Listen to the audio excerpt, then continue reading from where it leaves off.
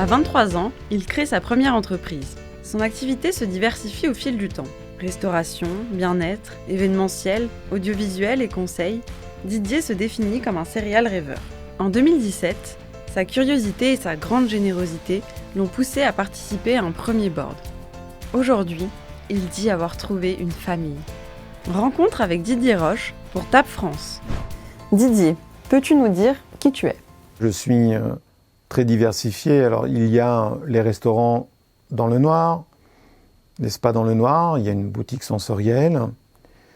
Il y a également une boîte qui s'appelle Ethic Connection qui fait du B2B dans le champ de la diversité. Par ailleurs, j'ai une société qui s'appelle Blind and Design qui fait de la production audiovisuelle avec une forte connotation d'accessibilité. Tu nous as dit que malgré la diversité de toutes tes activités, tu restais quand même assez centré sur le handicap. Pourquoi ? Tu peux nous expliquer ? J'ai perdu la vue à l'âge de 6 ans et demi et c'est quelque chose qui a marqué ma vie en fait et qui marque encore ma vie. Inévitablement, mes projets ont un lien avec ça. Alors, les restaurants dans le noir, c'est le noir un peu comme ma vie.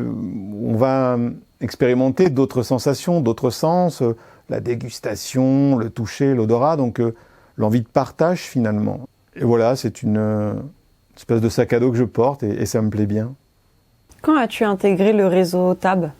J'ai intégré le réseau TAB en 2017. J'avais envie en fait de donner, de partager. C'est ce qui m'a motivé au départ. Donc je suis, par curiosité, allé à ce premier board. Je trouvais que c'était pas mal.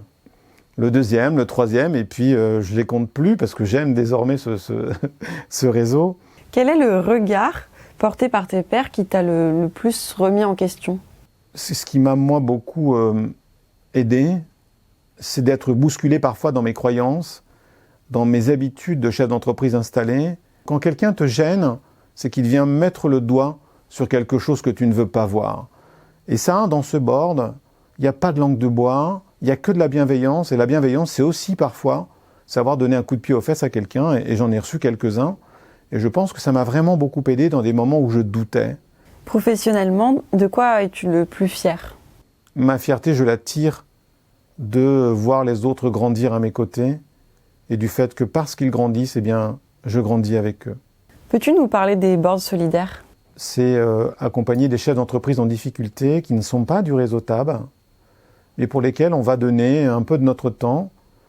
Donc c'est l'occasion aussi d'avoir d'autres membres, d'autres boards qui viennent à ce board solidaire. Et finalement, qui des deux apprend le plus ?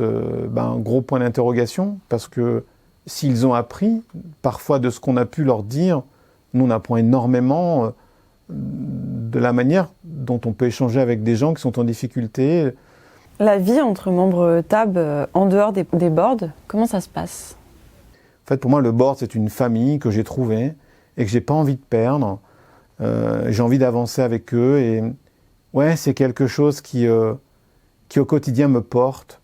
Parfois, je vis des moments compliqués et je me souviens de ces moments magiques du board où des lumières se sont éclairées, soit dans ma tête, soit dans la tête des autres, parce qu'en fait, Didier n'était plus seul.